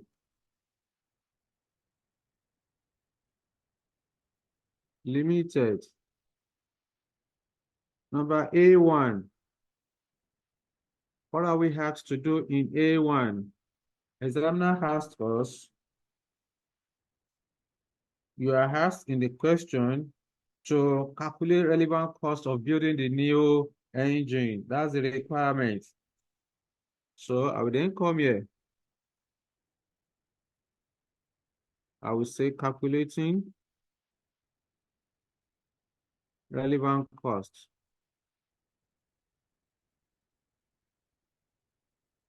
Okay. So double naira.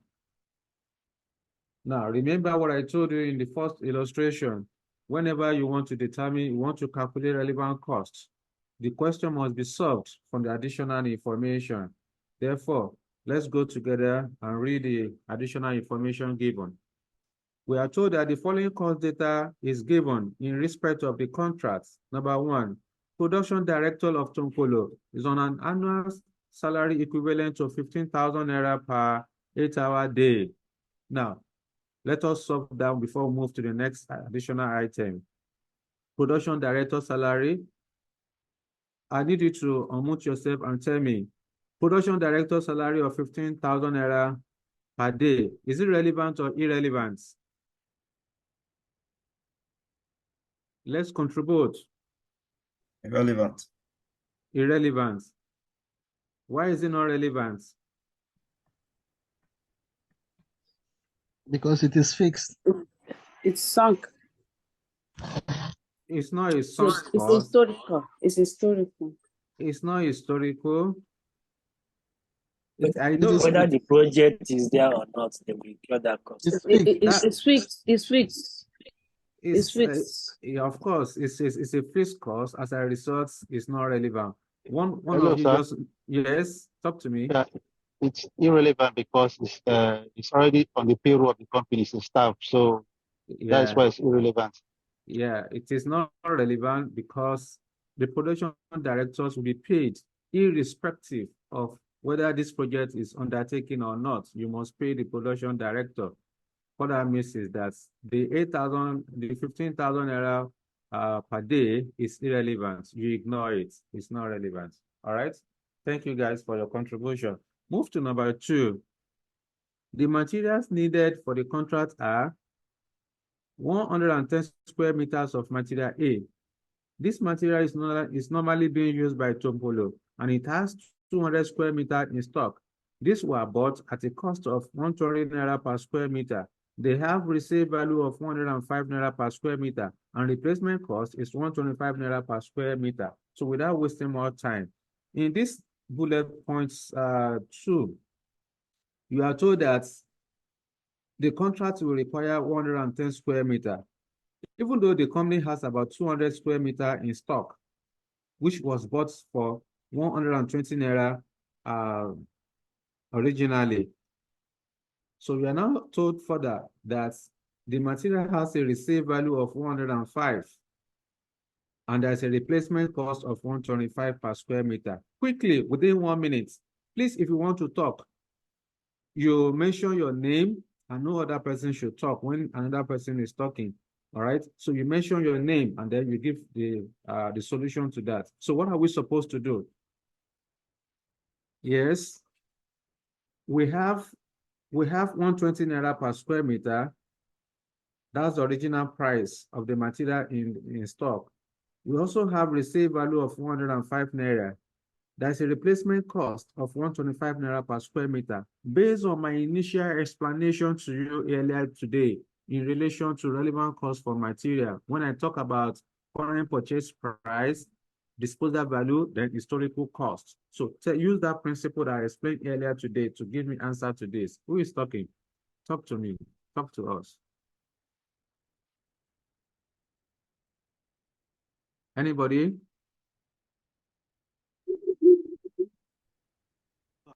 Since we have 110 in stock, Who is talking, please? we need 110 and we have 200 in stock. I'm feeling that this is a historical cost and it's not relevant. Okay, out of the prices, out of 120, 105, and 125, which one is relevant? Which one is not relevant?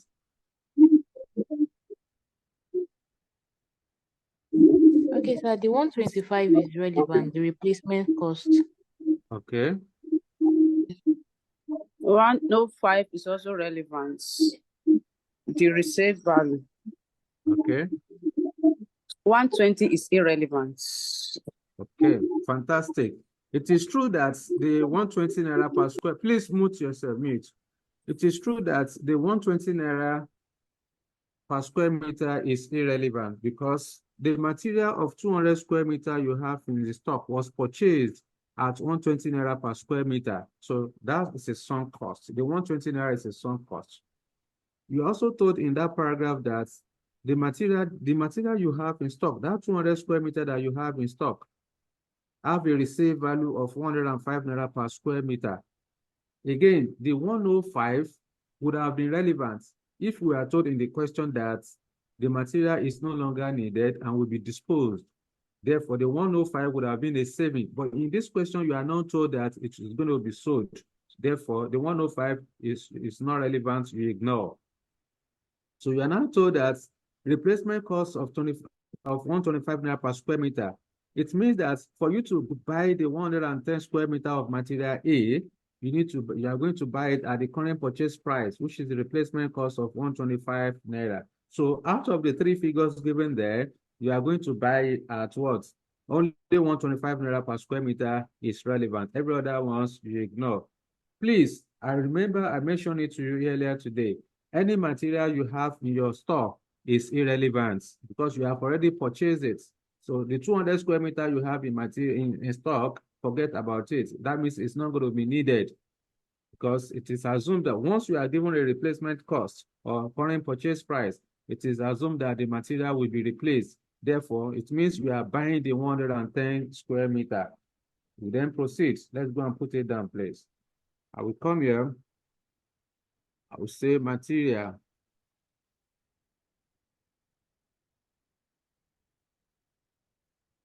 Material A equal to, we need 110 square meter at 125 naira. So what do we have here? 110, 110 multiplied by 125. This produces 13,750. Here is 13,750. So we are done with that. Let's move on. The next item will be the second bullet point. You are told that 30 liters of material B. This material has to be purchased specially for this contract, and the minimum order quantity from the supplier is 40 liters at a cost of 19 naira per liter. Tumpolo has no use for this. Tumpolo has no use for this material after the contract is executed. So let's talk about material B. So because of time, let's just go on with our calculation. I won't ask you to give me the answer again because of time. All right. So we are told that this contract will require 30 liters of material B, and then the material will be purchased specially for this contract. The minimum order quantity from supplier is 40 liters at a cost of 19 naira per liter. So what that means is that you want to buy 30 liters at 19 naira. But examiner has told you that the minimum order quantity that the supplier is willing to sell is 40 liters. So what that means is that you are not buying 30 liters, rather you are buying 40 liters. So I will then go there and put the number there. So material B equal 40 liters multiplied by 19 naira. Bring out your calculator. 40 multiplied by 90 equal 36. Here is 3,600 naira. That's the cost of material B. Remember, only 30 liters of material B is needed, but you cannot get 30 liters from the supplier. You can only get the minimum of 40 liters. And that's why we have to use 40 instead of 30. The remaining 10, if you are told in a question that the remaining 10 can be disposed, so in that case, that will be a saving for the company, but we are not told in the question that the balance of 10 will be disposed, so you ignore. So let's move to the next one. Number 3, a total of 240 direct labor hours will be required. The current wage rate for the grade of labor that will work on the contract is 110 naira per hour. Tumpolo currently has 75 direct labor hours of spare capacity for this grade and are being paid under collective wages agreements. The additional hours required will be sourced by either overtime at a cost of 140 naira per hour or employment of temporary staff at a cost of 120 naira per hour. Now, the issue now is that in that number 3, and the additional information number 3, you are told that 240 direct labor hours will be required. Not only that, out of the 240 hours that will be required, examiner told you that the company currently has 75 direct labor hours spare capacity. Remember, under labor, when there is spare capacity, relevant cost is equal to 0. So you need 240 direct labor hours. You have 75 direct labor hours. Effectively, how many labor hours do you need? That will be 240 minus 75, which is 165 hours. Now, the 110 naira per hour that you have there is irrelevant because that is the amount that the company paid to the current staff. That is the amount they pay per hour for the current staff. So that one is not relevant. That's why you are told the current wage rates. So that one is irrelevant. However, remember,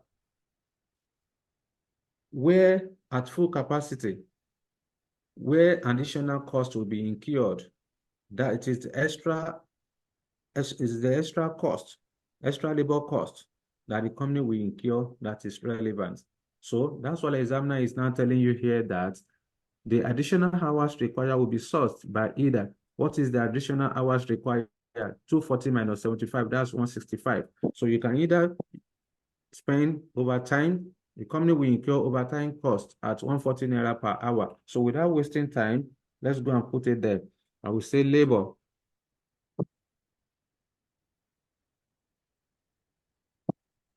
Under labor, we need to select the lower of 1 overtime. How many hours do you need for overtime? 165 hours. That's the additional hour. 165 hours multiplied by what's the overtime rate? 140 naira. So bring out your calculator. Let's do that together. 165 multiplied by 140 equal 23,100. Here is 23,100. You close. 2. Temporary staff.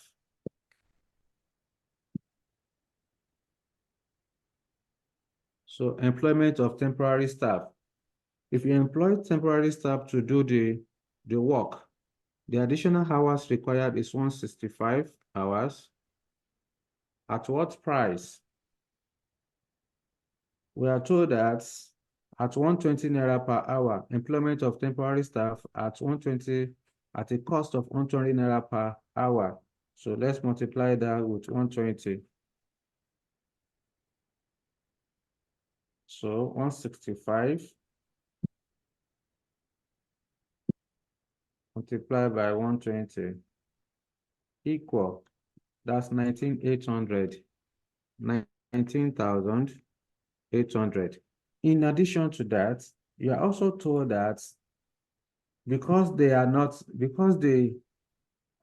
temporary staff are not experienced, the company will require 10-hour supervision by assistant supervisor who will be paid overtime at a rate of 180 naira per hour. So there's an additional cost to that. I will say supervision.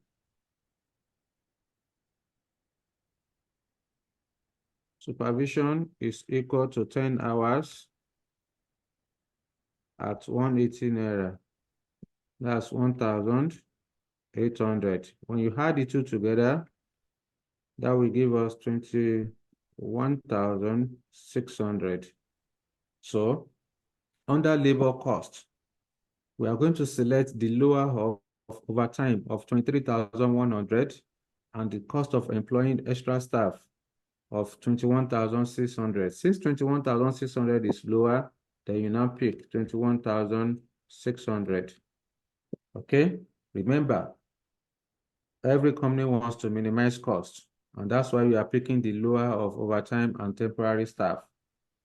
So let's move to the next one. Somebody is unmuted there. Please mute yourself. Number 5, 25 machine hours will be required. The machine to be used is already leased at a weekly lease rental of 6,000 naira. Let me explain that.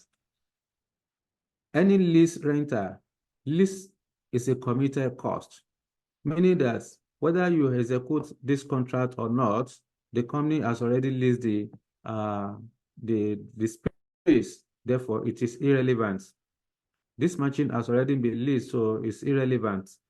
That 6,000 naira you are seeing there is just have to ignore it because it's a leased cost, it's a lease renter. So lease is a committed cost. All right. So whether you do this project or not, you've already committed to pay that 6,000 naira, so it's irrelevant. You ignore. It has It has 40 hours per week capacity. That's the machine we are talking about.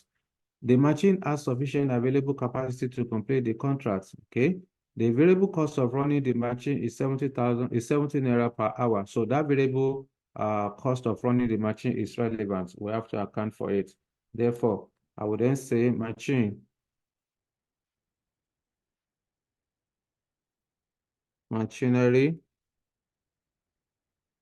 we need 25 hours at, what's the variable? 70 naira. The variable cost of running the machine is 70 naira per hour. Therefore, 25 multiplied by 70 equal, that's 1,750. Here is 1,750.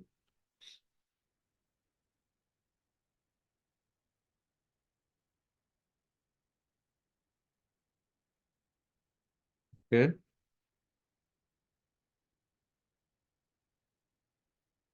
So let's move on. Next item, please. Number 5. The company's fixed overhead assumption rate is 200 naira per direct labor hour. Any assumption is an apportionment, so it's irrelevant. The fixed overhead is not relevant, so we ignore it. I think that's it. That's the end of the question. So let's sum up our answer. You can see it's nothing difficult. Sorry, sir, I think we skipped one part of the question in the Roman figure 2. That's the end part of that 30 liters of material B. So it also stated that 60 it's components true. will be Yeah, purchased. yeah. Thank you very much. It's true. We have a component of 60. Yeah, yes. Thank you very much. So let's go back there and include components under material. So let's just find somewhere to put it. I would then say components. So there is a component. Components is just an input. So it's relevant. I would then say 60 components. Let me reduce. Okay. 60 components multiplied by 500 naira. How much is that? Okay. That will be 30,000 naira. 60 multiplied by 500 will give us 30,000 naira. Thank you for that observation. So here is labor. The lower of, let me write this. Okay. So let's add everything together. That will represent our total relevant cost.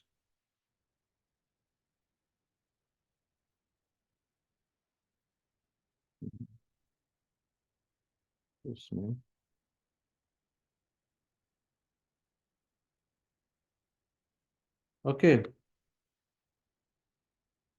I have 13,750, 13,750 plus 33,600 plus 21,600 plus 1,750, 7,700. Thank you. Here is 70,700. So I would then say the total relevant cost to undertake the contract is 70,700 naira. Okay, so this is just the financial analysis. So we need to state our assumption. I think in the question, the examiner also told us that we should explain why you have included or excluded any costs in your calculation. So for you to earn the 15 marks, you must be able to provide you must be able to state your assumption. So quickly, let's state our assumptions. I would then say A2 assumptions.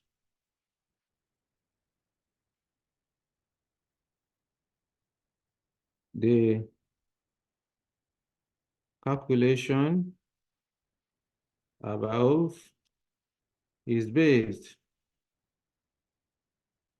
on the following assumptions.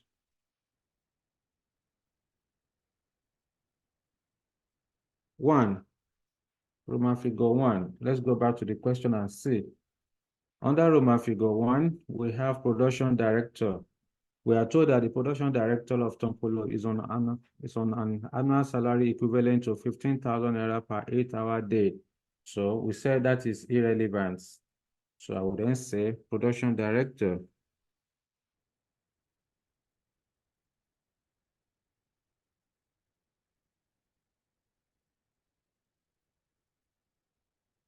the production director's salary of 15,000 naira per day is irrelevant.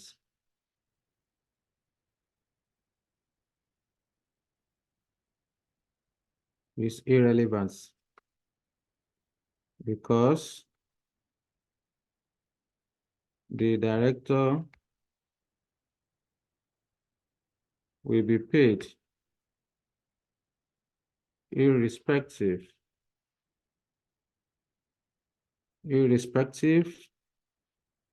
of the decision taken on the projects, on the contracts. Okay, so since the production director will not increase, so that's the 15,000 naira per day is irrelevant. Number 2, Roman figure 2. Hi.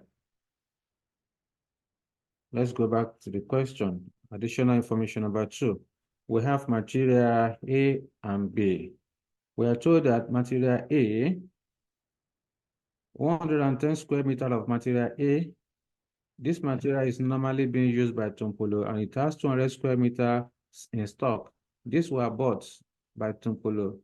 So these were bought at a cost of 120 naira per square meter. So let's quickly go there. I will say material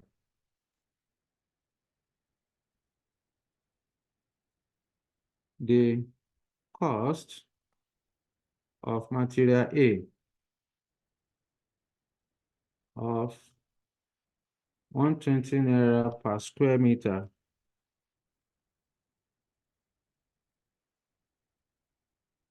is irrelevant because this is some cost. It is a sunk cost. So that's our assumption on that one. So we are also told that they have received value of 105 naira per square meter. Let's talk about that too. The received value of 105 naira per square meter is irrelevant since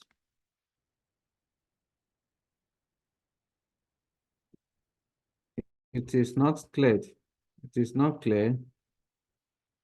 that the material in stock will be disposed. We are not told in the question that the material will be disposed of. Therefore, that 105 naira is not relevant. We ignore. I would then say the only relevant cost for material A is the replacement cost of 125 naira per square meter. So we're done with that. Do we have material B? Yes, there's a material B. You are told that 30 liters of material B. This material has to be purchased specially for this contract, and the minimum order quantity from the supplier is 40 liters at a cost of 19 naira per square liter, sorry, per liter. So let's talk about that. Tompolo has no use for this material after the contract is executed. So let's talk about material B.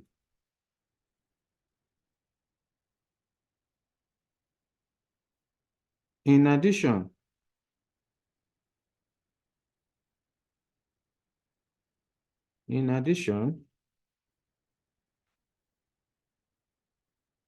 material B will be purchased. In addition, material B will be purchased at 90 naira per liter for 40 square, is this the square meter or 40 liters? Let me check.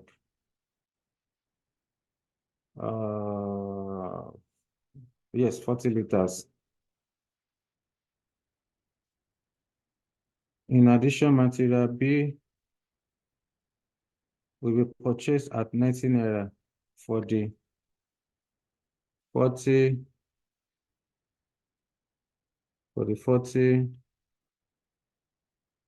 liters available from the supplier.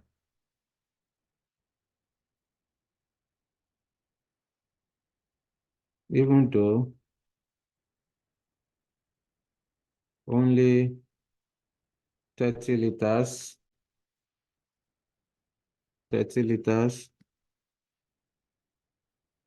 are needed. Okay.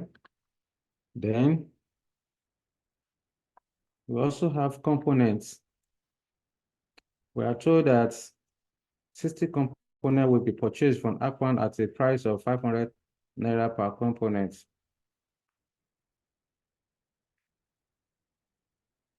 The total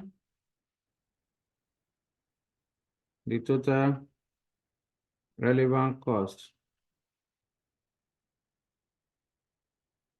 for the components is 30,000 naira. Total relevant cost for the 60 components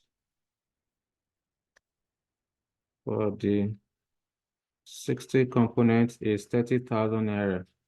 Okay. As for that, next item, number 3. No? Yes, number 3. A total of 240 direct labor hours will be required. The current wage rate for the grades of labor that we work on the contract is 110 naira per hour. So let's comment on that. Labor, number 3, I think. Yes, number 3. Roman figure number 3. Labor. The current wage rates of labor of 110 naira per hour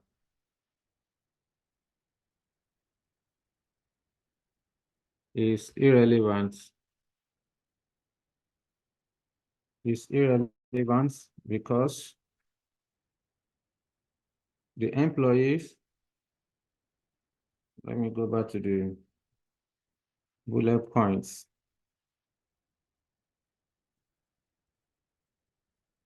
Okay, is irrelevant. The only relevant cost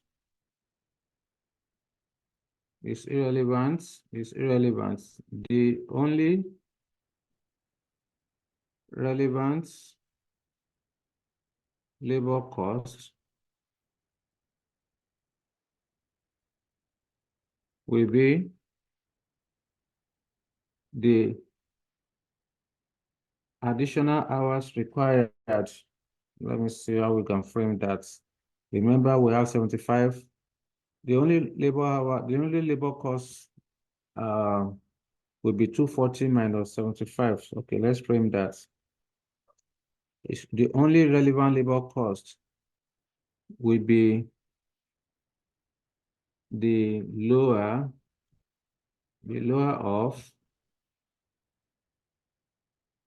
of the overtime cost and the cost of hiring temporary staff for the additional hours required. That is 240 hours minus 75 hours.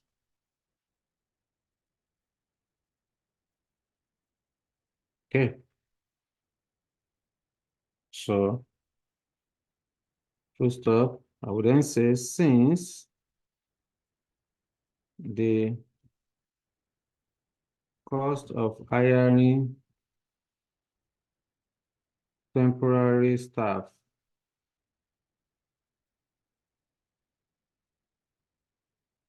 of 21,600. 21,600? Let me confirm.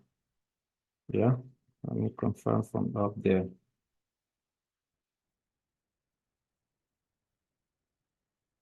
Yes, 21,600. 21,600 is lower than the overtime cost of 23,100.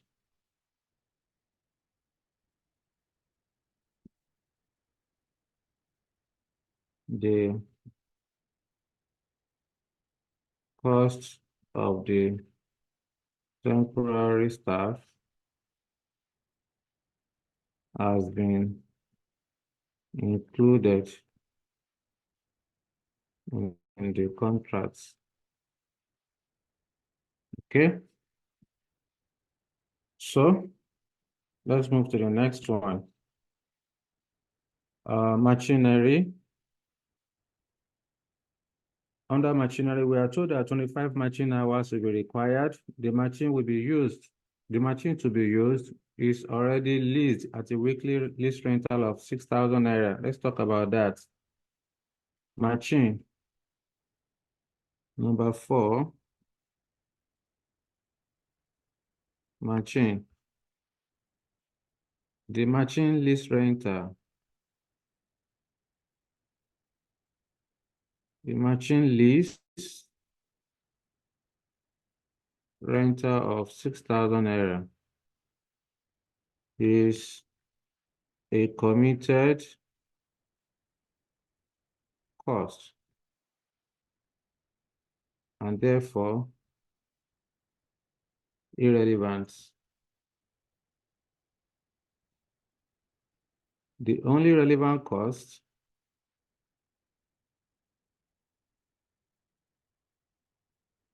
associated with the machine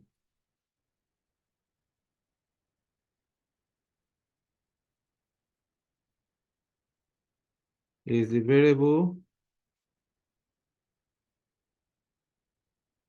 cost of 70 naira per hour for running the machine. Okay, that's for that. What else? The last one, we are told that the company's fixed overhead absorption rate is 200 naira per direct labor hour. So a fixed overhead.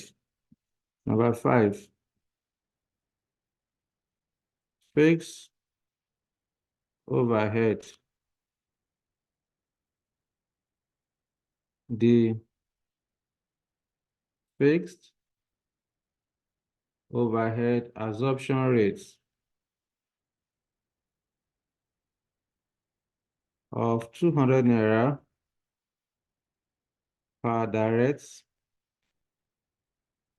labor hour is irrelevant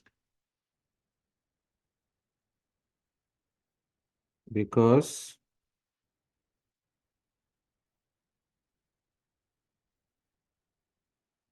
it will be incurred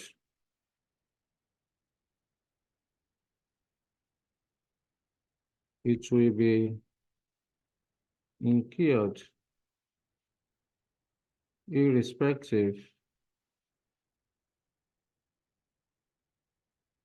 of whether